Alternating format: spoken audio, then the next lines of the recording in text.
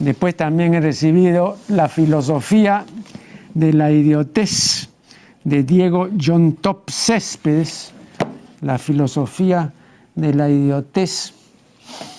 En mi libro Lexicografía hay un capítulo dedicado al vocablo idiota, ¿no?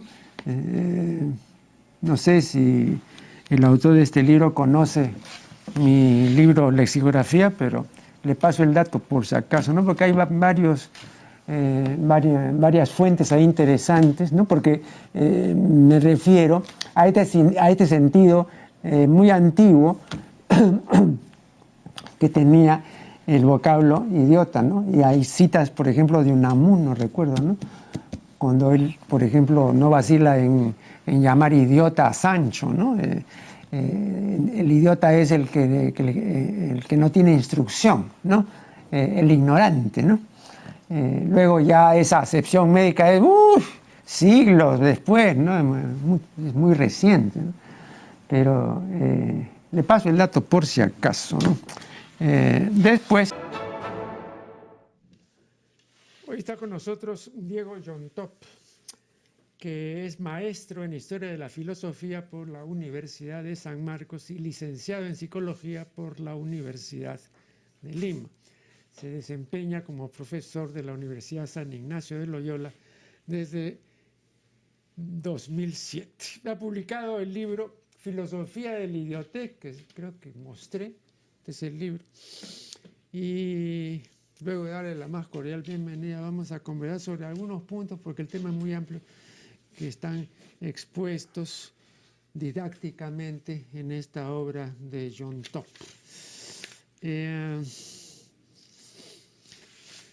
Vea, para el gran público, incluso para el público oculto, el idiota es el paciente de idiocia, ¿no? O sea, el que tiene una deficiencia profunda y grave de las facultades mentales. Pero para los griegos,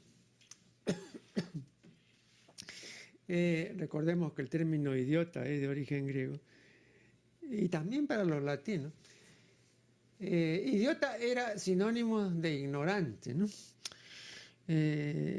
Yo recuerdo que don Miguel de Unamuno, que toda su vida fue catedrático de lengua griega en la Universidad de Salamanca, ¿no? Hablando de Sancho Panza, decía que era un idiota, ¿no?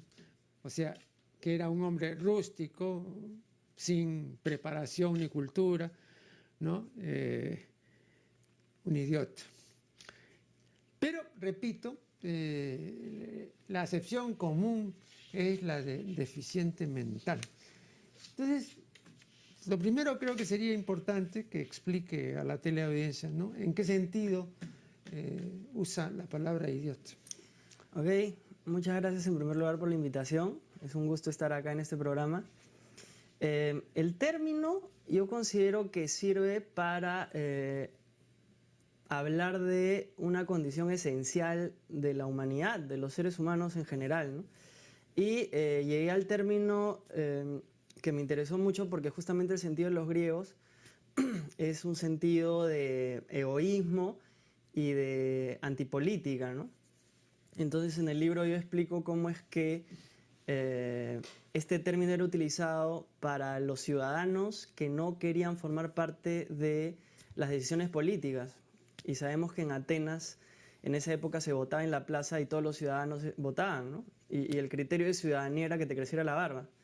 Eso dejaba a un lado niños y mujeres, bueno, y esclavos, ¿no? Entonces uno tenía un compromiso, ¿no? La vida privada en realidad era una noción desconocida y lo público era lo imperante, ¿no? A tal punto que los ciudadanos formaban el ejército, etc. Entonces el idiota es un término que se utilizó para referirse a esas personas que no querían formar parte de la política, ¿no? Entonces, a partir de esa etimología me introduzco al tema y me doy cuenta que tenía muchas vinculaciones con muchos campos del saber, ¿no? Incluido, por supuesto, los campos en los que yo me he especializado, que son la psicología y la filosofía, ¿no? Entonces, a partir de ese tema, empiezo a desbrozar un poquito todas las consecuencias del término.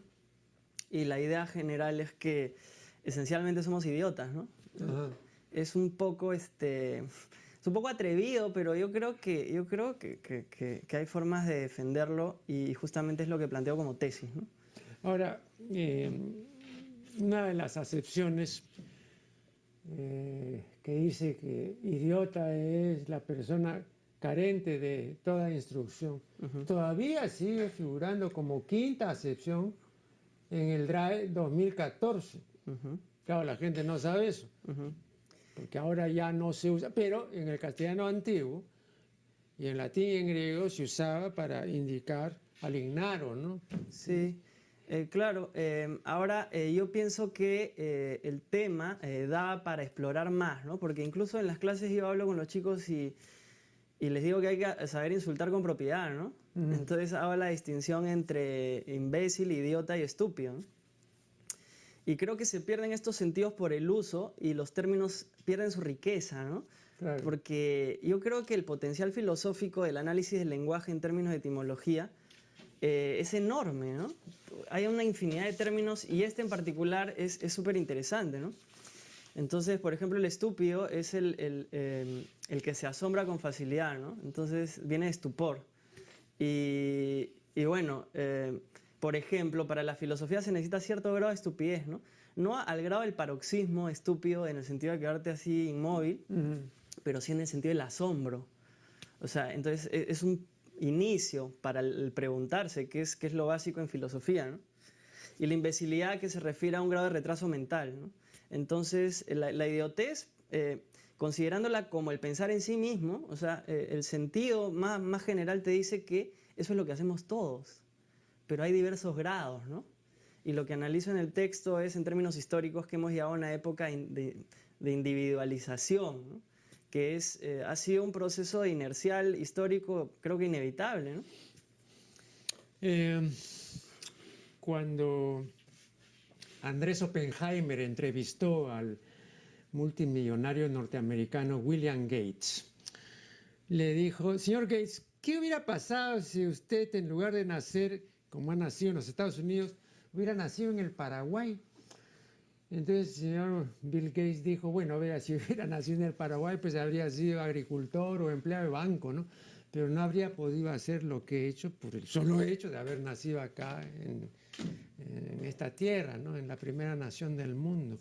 Este es un claro ejemplo del determinismo que puede ejercer, y de hecho ejerce, el lugar de origen o la tierra natal, ¿no? Walter Ledgar, el famoso nadador, me decía que los negros nunca se han distinguido en natación. En otro deporte sí, pero en natación nunca. Y este es según él se debe, bueno, al tipo de piel que tienen, que no es el idóneo para el deslizamiento en el agua, ¿no? Pero el hecho concreto es eso, que no hay grandes campeones negros en natación, sí, es irrebatible. Bueno, este sería un caso de determinismo, pues, biológico, ¿no?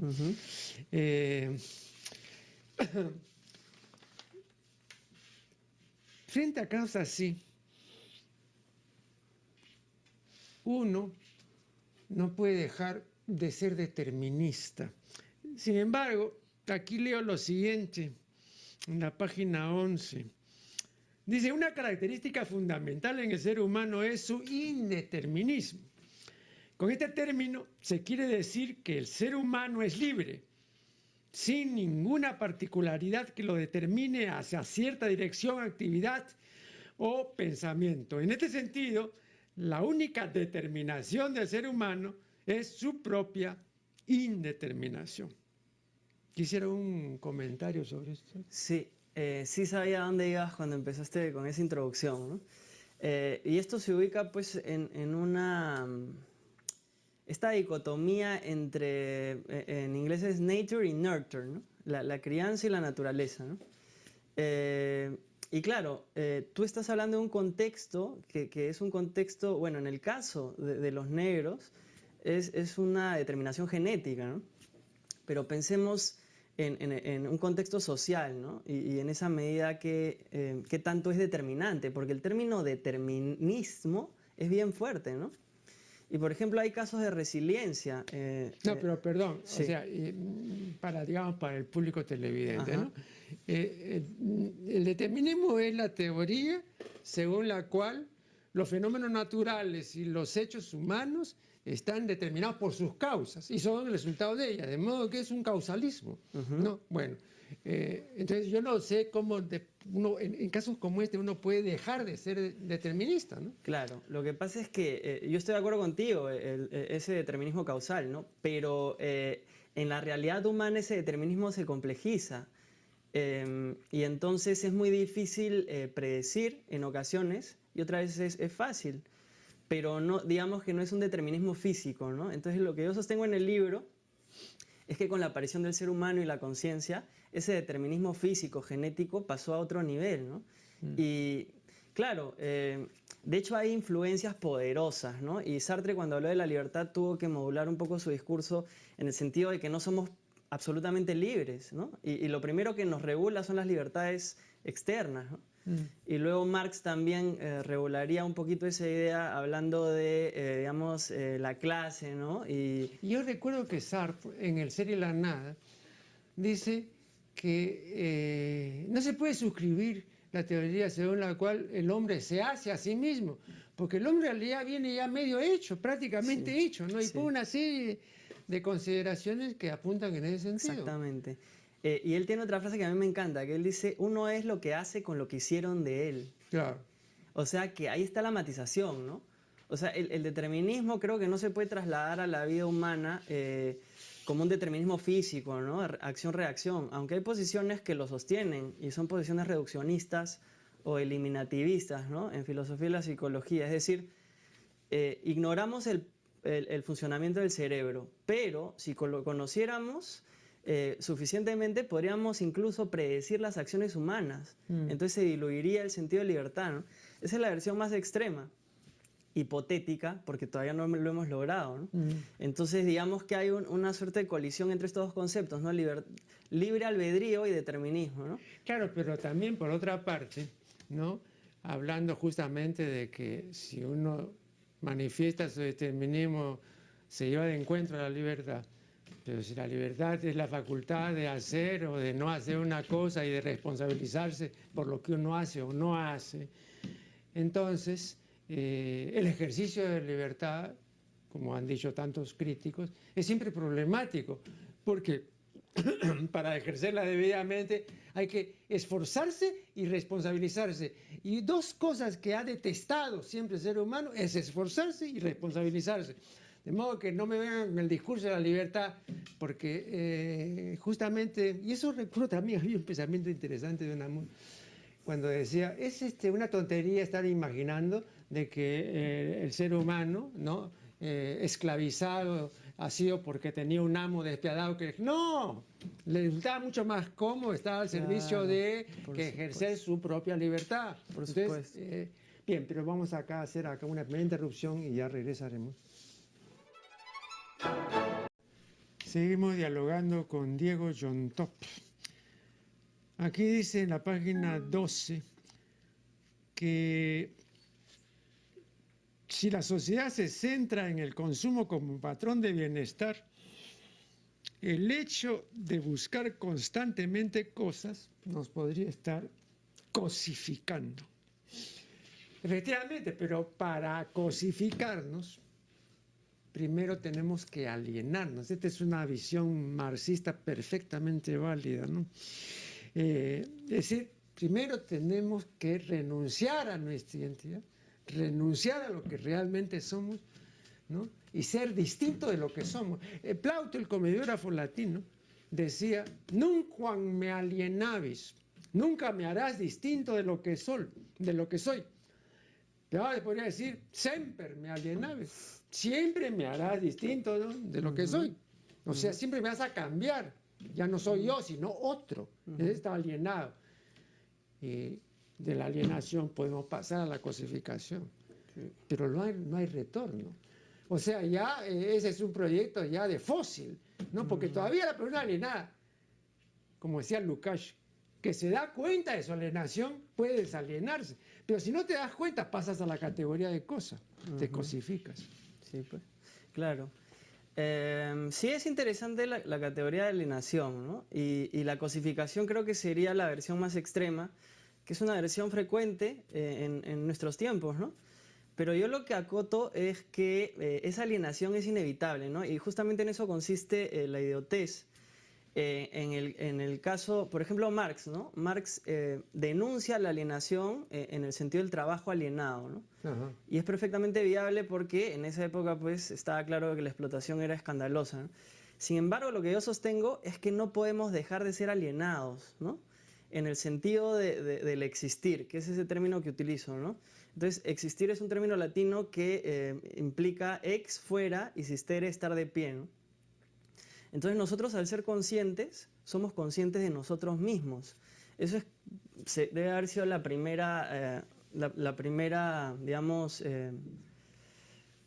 pauta de acción. Entonces al reconocerme, me separo de mí mismo y me vuelvo ajeno a mí mismo, ¿no? Los animales no tienen eso. Entonces yo hablo del concepto de autenticidad.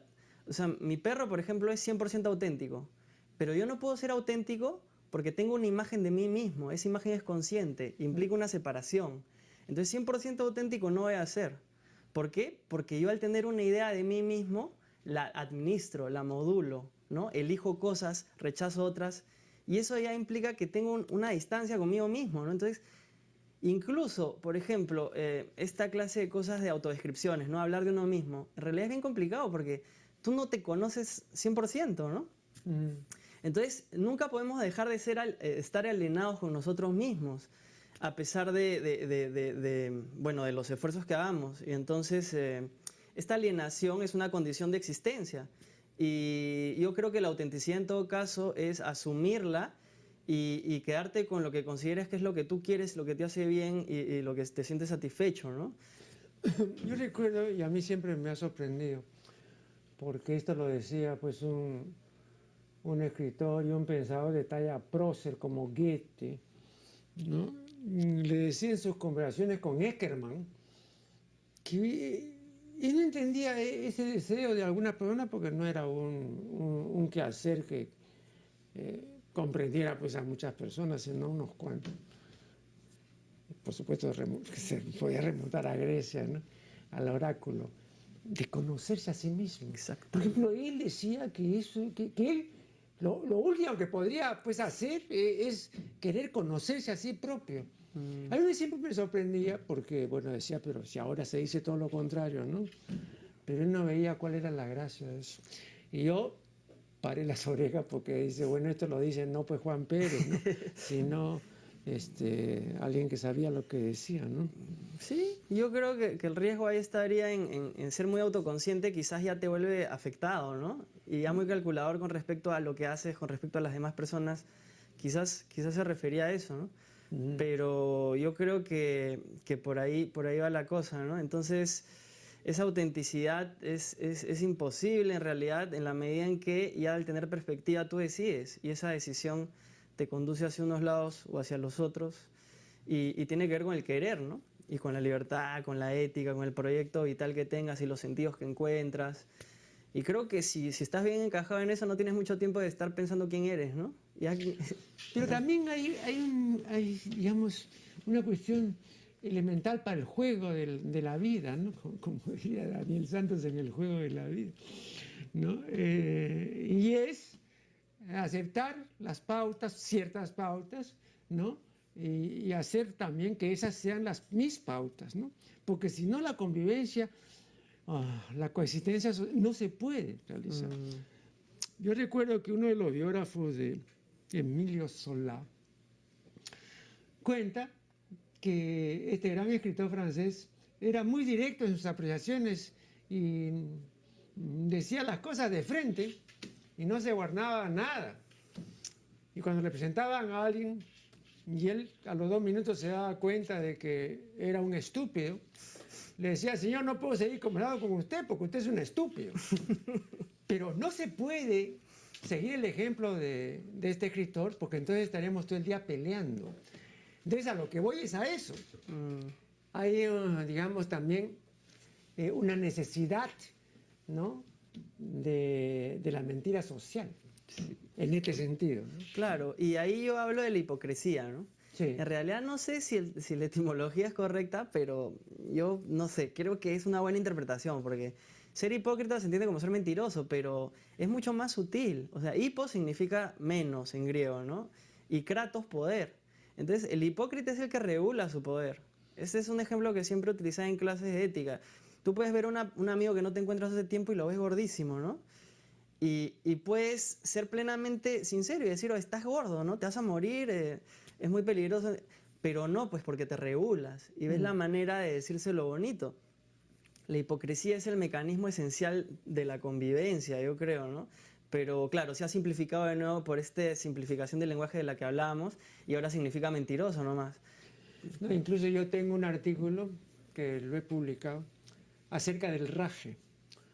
Y al último digo que después de todas las consideraciones que he hecho, ¿no? Que el raje es necesario, porque es una vía, no digamos, que tenemos nosotros para desfogarnos de lo que no podemos hacer en la vida diaria y todo, porque si no estaríamos peleando. Entonces, en reunión de amigos y todo, bueno, podemos decir, fulanita, pero te voy a contar, y entonces rajamos. Sí, ¿no? claro. Claro.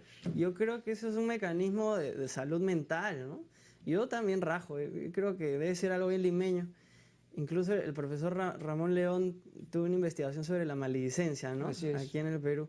Y a mí me parece eso muy interesante, pero yo creo que en la medida en que este raje se produzca, ¿no? En un contexto de intimidad, por lo menos lo que yo hago, es catártico y muy saludable, ¿no? Ahora, ser maledicente en términos ya, ¿qué te digo? No sé, vitales, ya eso genera problemas y ya no es nada catártico, ¿no?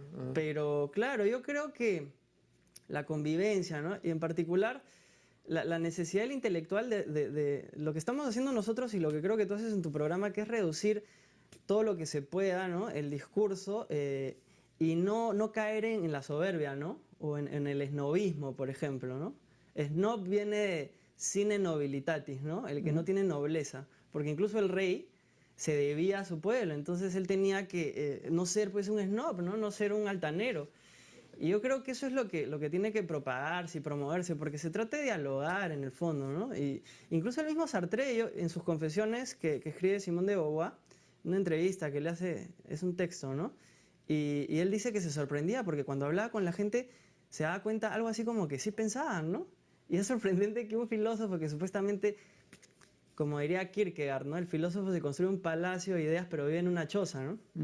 Parece que Sartre estaba todavía en ese palacio, ¿no? Y yo creo que en todo caso es un compromiso, ¿no? Y es algo que tendría que propagarse, ¿no? La tolerancia social, y no solo eso, sino la posibilidad de traducir quizás un lenguaje muy complejo para que pueda internalizarse y también pueda propagarse, ¿no? Porque en el fondo nadie es dueño de la verdad y yo creo que en el diálogo es la esencia de la filosofía, ¿no? Sócrates, por ejemplo, que hablaba con todos, ¿no? Así es. Entonces yo creo que ese es el mejor ejemplo, ¿no? Ahora que mencionas a Sartre, ¿no? Estoy recordando que justamente en esas conversaciones con Simone de Beauvoir, él dice algo que a mí me movió, ¿no? Porque, bueno, no me lo imaginaba diciendo eso, ¿no? Claro, hay que tener en cuenta que esas conversaciones son muy poco antes de su fallecimiento, en el año 80. Y hay un momento en que Simón le dice, ¿y qué le interesa ahora? Pues se trataban de usted. Y entonces él dice, a mí ahora no me interesa nada. Bueno, yo digo, pues a un intelectual de esa talla, ¿no? Que diga eso. Eso es un muerto en vida, ¿no? Sí, pues triste, ¿no? No, pero eso sí me movió porque digo, pero para mí pues era el ejemplo, digamos, del pensamiento en acción. No, yo creo que ahí, yo creo que es enorme, pero cuando tú ya analizas pues a la persona, nadie se escapa, ¿no? Nadie se escapa de tus miserias y eso, ¿no? Por ejemplo, decir que en la mirada del otro está el enemigo, algo así, ¿no? Que obviamente se debe a su defecto físico, a su ser visco y esto, ¿no? Pero yo creo que en esa época pues ya era una época... No, y además a propósito de eso, Sí. pero brevísimo, Sí, porque me están indicando que hemos ido al corte, pero a propósito de eso, ¿no?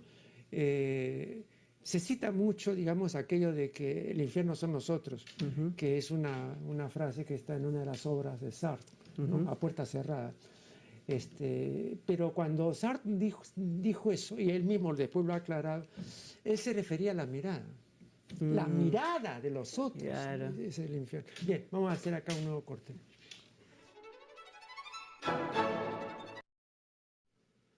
Seguimos dialogando con el profesor John Top. Él dice lo siguiente en su libro, en la página 12. Parece que este no es un buen momento para el amor. Y sin embargo, este país, en particular, el catolicismo, ¿no?, es la primera religión en términos estadísticos. Lo cual significa que los católicos, consecuentes con su credo, deberían no solo promover el amor, sino practicarlo. Esa fue la principal enseñanza de Jesucristo. ¿Por qué es tan difícil hacerlo? Esa es la pregunta que se hace el discente. Yo le voy a contestar, ¿por qué es tan difícil hacerlo? En primer lugar, porque es un mandamiento. Yo recuerdo al respecto lo que decía Kant, o sea, no un autor moderno, Kant, que era un cerebro, pues indudablemente, ¿no? Decía, yo no puedo amar porque quiera hacerlo, ni mucho menos porque deba hacerlo. Yo no me puedo sentir obligado a amar necesariamente, porque el amor no depende de la voluntad, sino de los sentimientos. Por tanto, no existe el deber de amar. Bien, entonces, claro, si no existe el deber de amar, ya por ahí podemos, digamos, establecer una serie de consideraciones. Yo me cuestiono ese tema, quizás no lo tenga completamente claro, ¿no? Pero me parece que digamos, este par amor-egoísmo, amor-idiotez, ¿no? Es digno de observar. Por ejemplo, el sentido del amor como un sentimiento, que parece que es lo que Kant dice, que el amor se apoya en sentimientos, ¿no? Y yo lo he pensado, y de hecho uno no ama algo que no considera importante, ¿no? O algo que no considera admirable. Aunque eso lo digo yo en mi experiencia. Pero, por ejemplo, Fromm, en su libro El arte de amar, él se opone a la noción de que el amor sea un sentimiento. Él más bien dice que es una acción. Y que esa acción es un arte. Y como cualquier arte, se puede perfeccionar y se puede practicar. Entonces él pone varios criterios para entrenarlo, digamos, ¿no? Claro, pero además quisiera yo también decir que él establece en diferentes clases de amor. Sí. Pero por razones que también, bueno, no es que sean obvias, pero que son perfectamente descubribles. Para él, la clase principal de amor es el amor al hombre. Digo que aquí hay una razón, porque él era judío. Entonces, después de lo que pasó con el llamado Holocausto, entonces es una declaración, ¿no es cierto?, para que no vuelva a pasar nada parecido. Entonces, está teñida de esa experiencia, digamos, como judío. Y me refiero a una persona que era muy inteligente, ¿no? Sí. Entonces, habría que hacer esa Es muy interesante matización. y me lo estás contando, es una forma de interpretarlo. Pero por otro lado, yo reviso textos, por ejemplo, de Buber, Martin Buber, que también es judío, ¿no? Claro. Y él habla de algo que es maravilloso, que dice que el amor viene acompañado de sentimientos, ¿no? Porque el amor no es algo que esté dentro de ti. O sea, tú no tienes el amor, sino que el amor te tiene a ti. Y eso lo excentra, o sea, te saca de ti mismo, ¿no? Y en ese amor es justamente la opción en la que puedes trascender. Porque estar totalmente internalizado es ser en extremo idiota, ¿no? Pero justamente el amor es, como Fromm lo reconoce, la respuesta al problema de la existencia humana, ¿no? Y no es solo amor al hombre, creo yo, es amor a las cosas, es amor a tu trabajo. No, pero él en la categoría que pone de amor, él declara, ¿no?, Sí. que para él la principal clase de amor, sin decir con esto que las otras no sean importantes, pero para la más importante para él es esta, ¿no? Bueno, y como lo dices, quizás sea debido a la influencia que tuvo su contexto. Pero yo creo que no. Yo creo que el amor más bien es una disposición. Y, por ejemplo, en el arte, ¿no? Yo creo que Proust, por ejemplo, tiene una frase que a mí me quedó en la novela esta enorme que es En búsqueda del tiempo perdido, ¿no? Y él dice que la calidad artística no se basa en el intelecto, sino en la potencia de la reflexión. O sea, como si el artista fuera un espejo y en realidad no importa qué tan elaborado sea el discurso, sino más bien qué tan potente la reflexión. O sea, cómo se puede convertir el artista en un espejo plenamente auténtico, ¿no? Y en esa medida, en ese grado estaría la calidad artística. Y yo creo que esa entrega tiene mucho que ver con el amor. Por ejemplo, escribir un libro, ¿no? Porque yo creo que se puede distinguir con claridad la impostación y la afectación cuando recibes algo sincero, ¿no? Por ejemplo, en el arte, que ahora es tan endémico este asunto de, digamos, la artificialidad y que se busque el producto y que un grupo se produce en todo sentido, ¿no? Un grupo musical, por ejemplo. Y el otro lado de una persona que simplemente refleja lo que ve como artista, ¿no? Sea el ámbito que sea.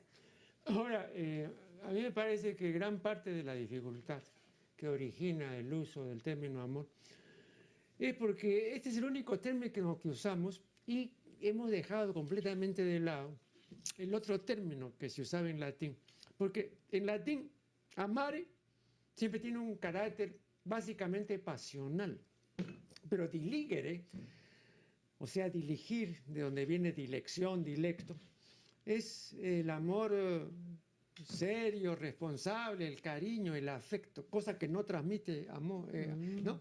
Por eso Virgilio, ¿no? En su arte de amar usa el amare, no usa el otro. En la Vulgata, que es la traducción latina de la Biblia, ¿no?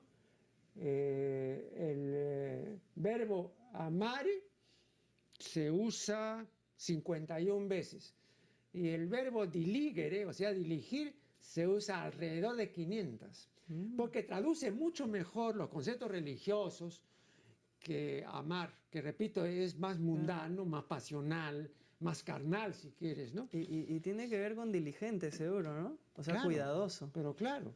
Sí. Lógico. Y eso es algo que Fromm reconoce como un ingrediente, el cuidado, ¿no?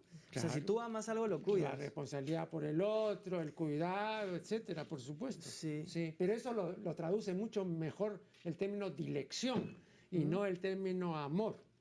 El amor, repito, siempre introduce este elemento pasional. No digo que sea malo, lo que quiero decir es que no hace la diferencia con el otro. Claro. Claro. Y la pasión, bueno, ahí está, por ejemplo, se confunde mucho el enamoramiento con el amor y esto pasa en los jóvenes, ¿no? Así es. Y la pasión es esta atracción, pero es pasiva, es una fuerza pasiva, ¿no?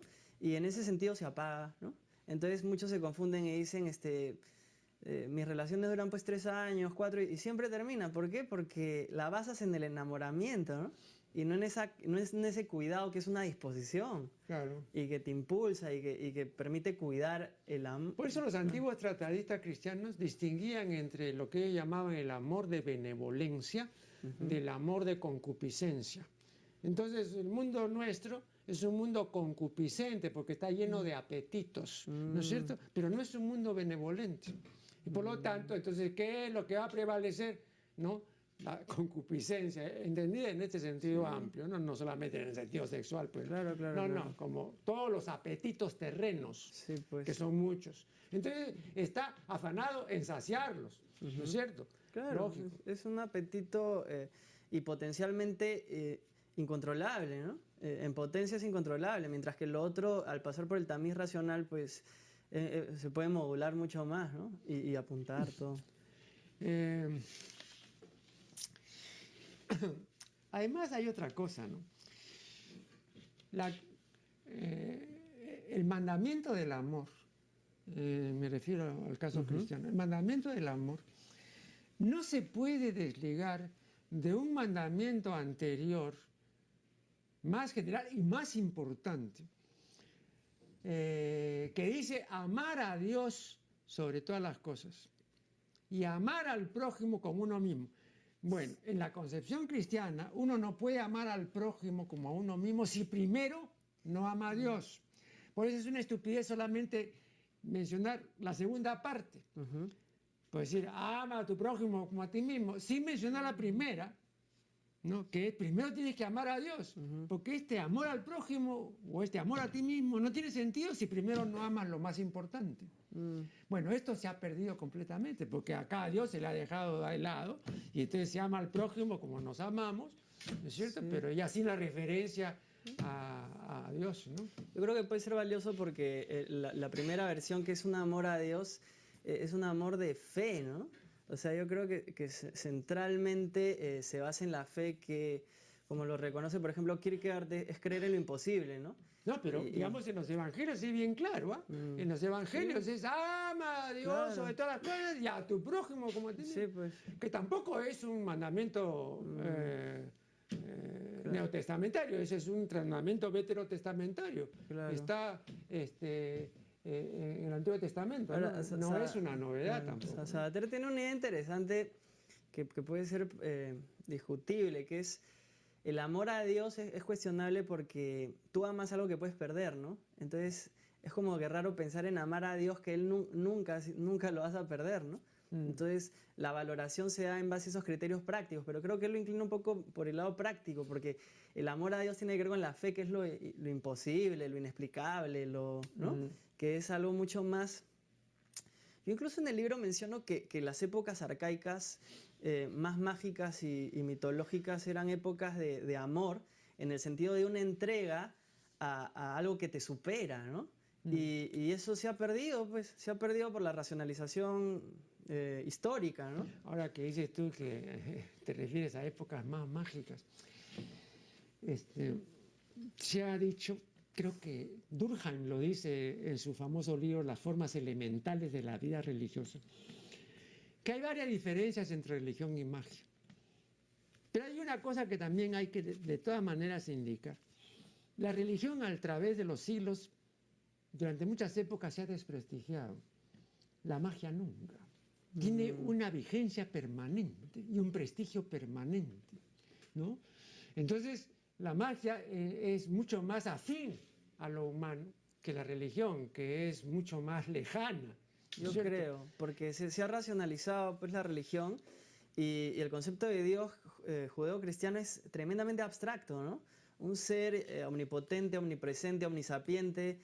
Entonces es incomprensible, infinito. No, pero más abstracto es el Dios del Islam, ¿no? Entonces más todavía. Claro, ¿no? pero son abstracciones. En cambio, la magia la magia tiene que ver con el mito y el rito, ¿no? Y eso es bien automático. Por ejemplo, la superstición es magia inmediata, magia de la vida común, ¿no? No paso por abajo de la escalera. Ahora no se puede tampoco, perdón, hacer una separación tan tajante por algo bien sencillo. Cuando uno lee el Génesis, ahí dice, y dijo Dios, haya luz, y hubo luz. Bueno, la creación por la palabra es un acto mágico. Sí. Eso no es un acto religioso. Entonces, no, ábrete, sésamo, eso es pura magia. Sí. Y eso es lo que siempre ha querido hacer el ser humano, ¿no? Entonces, por eso la magia tiene, repito, ese prestigio y lo va a seguir teniendo, es más afín a nuestro espíritu. Sí, yo creo que en todo caso que lo necesita, supongo, la religión en algunos lados es recuperar esa magia, ¿no? Porque se ha No, pero vuelto... nunca la ha perdido, no creo que la haya perdido. Bueno, me indican que debemos hacer un último corte y ya regresaremos. Esta es la última parte de un programa interesante de diálogo con Diego Jontop. Como tú sabes, la palabra prótesis es de origen griego y significa adición, lo que se añade, ¿no? Lo que se suma a. Normalmente, digamos, se usa en la jerga médica, ¿no? Por ejemplo, para hablar de una prótesis dental, ¿no es cierto? Pero yo lo uso en general porque si hay un ser en este planeta que sea verdaderamente protético, o sea, que tenga prótesis, es el hombre, ¿no es cierto? Entonces ahora, imaginarse a un ser humano sin prótesis es imposible. Y he dicho otras veces, y ahora lo repito, que la principal prótesis del ser humano es el arma. Pero modernamente, y cuanto más en esta era digital y en esta sociedad informática, ahora está rodeado de prótesis y no podría prescindir de todas esas prótesis. No podría prescindir de la computadora, del televisor, del teléfono celular, de 20 cosas, digamos, que son extensiones, como diría McLuhan Handel. que comienzan a reemplazar una serie de facultades. Entonces comienza un fenómeno general de extraversión. Entonces nunca como ahora hay más extravertidos. O sea, gente que está pendiente de crecientes estímulos y que antes no lo sabía. Entonces ahora el cerebro está de plácemes, porque el cerebro depende mucho, ¿no?, de la estimulación. Entonces cuanto más estímulos haya, tanto mejor para el cerebro. Recuerdo que Ortega ponía un ejemplo bien interesante. En el zoológico dice, uno se acerca a la jaula de los monos y entonces el mono está siempre en movimiento y está pendiente en tanto en cuanto le ofrezcan pues maní, le ofrezcan esto, le hagan una morisqueta y todo. Pero hay un momento en que el público se va, nadie le ofrece nada. ¿Y qué hace el mono? Se duerme. ¿Por qué, decía Ortega? Porque el mono no tiene una interioridad, no tiene un fuero interno, no tiene un intus. Exactamente. Entonces por eso tiene que depender de lo que está afuera. Pero el hombre sí tiene un inter, ¿no? Sí tiene un fuero interno. Pero ahora ya parece que no, porque está volcado hacia afuera. ¿Cuáles son las reflexiones acerca de esto? Sí, justamente yo establezco, reconozco que justamente el inicio del ser humano está en la artificialidad, ¿no? Y como conversábamos hace un rato, el arma es este elemento que puede haber sido la primera herramienta que fue descubierta, ¿no? Incluso Stanley Kubrick en 2001 Odisea en el espacio, esta escena famosa de estos monos que tira el hueso y se convierte en una nave espacial, que es maravilloso, es una elipse alucinante, ¿no? Habla un poco de esta idea, ¿no? Y son prótesis, sin duda. Yo creo que la existencia y la vida humana es prostética porque somos una especie productiva. Miras alrededor y vas a ver en qué mundo vivimos. Es un mundo de producción y por lo mismo es un mundo económico, ¿no? Entonces yo creo que esto implica una división. Entonces tú al producir te divides, o sea, y eso es síntoma de conciencia. Porque ser consciente implica tener las cosas al frente. Así como las produces, también las tienes en la mente, ¿no? Entonces yo creo que es inevitable y es parte de la condición humana, tal cual. Ahora, lo que tú mencionas acerca de la dependencia de estos aparatos, sí me parece que es un síntoma bien particular, en especial el del celular, ¿no? Ahora que la gente no puede vivir sin celular. No, pero además, perdón, antes que el celular, pues, el arma. O sea, repito, ahora, cuando yo hablo de un ser humano, hablo de un ser humano urbano y armado. Yo no hablo del campesino que labra la tierra, no. Yo hablo de un ser humano citadino, no, mejor dicho, de un urbícola, o sea, de una ciudad populosa, Claro. armado. Sí, sí. El arma yo creo que ha tenido una gran relevancia, incluso para la ciencia, ¿no?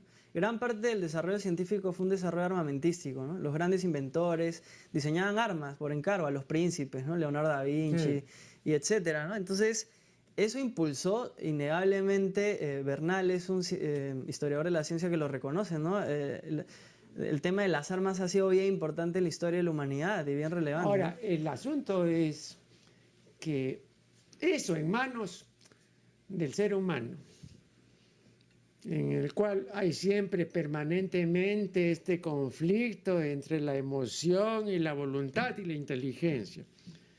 Y siempre sale ganando la emoción, porque los psicólogos de la India dicen que la emoción viaja 30.000 veces más rápido que la razón. Entonces, es el cerebro emocional, que es 200 millones de años, ¿no?, anterior al neocórtex. Entonces aquí también hay una situación que por lo menos yo la veo irreversible, ¿no? Sí. Es una dependencia, digamos, de esta velocidad emocional frente a la voluntad, a la reflexión, ¿no?, a la inteligencia. Todo eso es muy lento. Sí, es verdad, estoy de acuerdo. La emoción es inmediata, ¿no? Y le da color a la vida, ¿no? Ese es el color. Sí, pero también es peligrosa, pues. Sí, por supuesto. Y justamente ahí viene la imagen de Platón, ¿no? El carro alado. Que las personas pueden ser entendidas como un jinete que está en un carro y que controla 2 caballos, ¿no? Un caballo es chúcaro, no se deja controlar y el otro es dócil, ¿no? Entonces el que no se deja controlar es la emoción y el que sí se deja controlar es la inteligencia. ¿Quién controla? La voluntad, ¿no? La voluntad que valora. Ahora, modernamente, hace 20, 30 años ya se está hablando de inteligencia emocional, ¿no? Que es un término que se quiere dar por nuevo, cuando en realidad Aristóteles en la retórica y en sus textos más clásicos ya había hablado de cómo llegar al público, ¿no? Controlando sus emociones y también las tuyas. Claro, pero el asunto ahora, y a eso me parece a mí discutible, es que con este término de inteligencia emocional que lo popularizó Goldman, ¿no? Daniel Goldman, ¿no? Se quiere indicar que es una inteligencia que cualquiera puede tener y que es fácil desarrollar.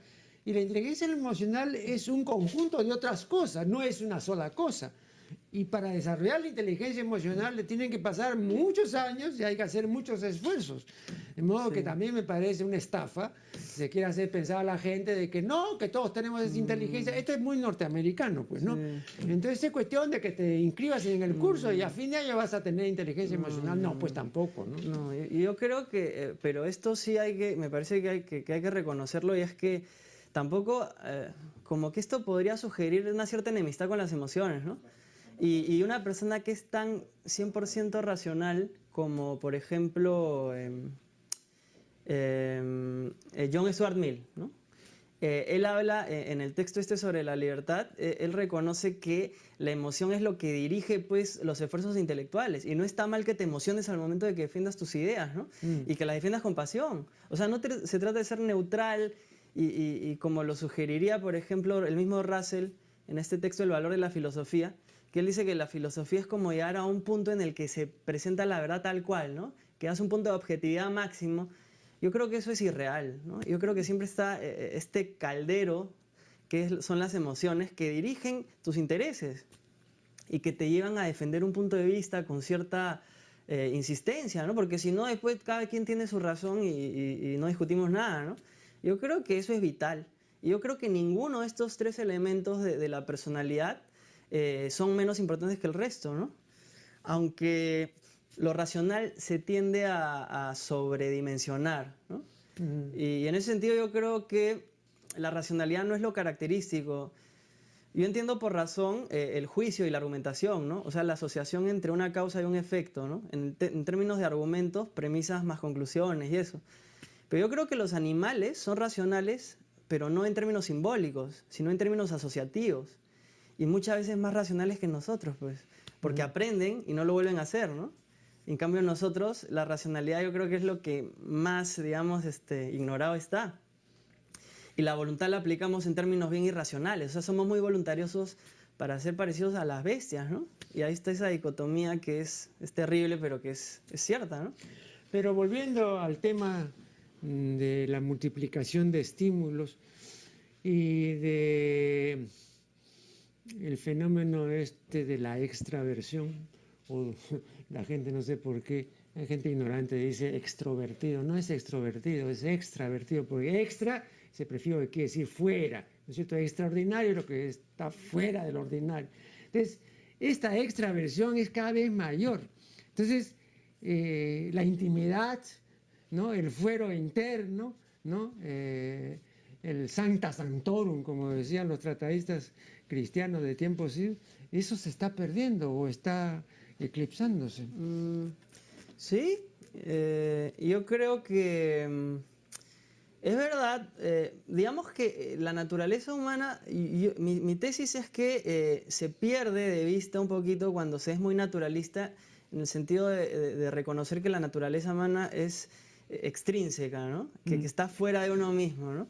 Y eso incluso lo establece. Yo creo que se pensó así toda la historia del hombre. Pero, por ejemplo, Galileo, cuando habla de el movimiento relativo, ya introduce en el discurso científico y racional esta vinculación. Es decir, que no se puede entender algo sin ponerlo en relación con otra cosa, ¿no? Lo mismo una persona. O sea, yo lo que afirmo en el libro es que la psicología social es una redundancia, ¿no? Porque si la psicología no es social, no es psicología, ¿no? Así o sea, es. tú para intentar entender una persona tienes que entender sus relaciones y no hay otra. Sin embargo, hay tendencias actuales en filosofía y la psicología que hablan de de profundizar en el cerebro, ¿no? Lo que hablamos del determinismo anteriormente, Así y es. que así se va a descubrir la naturaleza humana. Pero la naturaleza humana es extrínseca.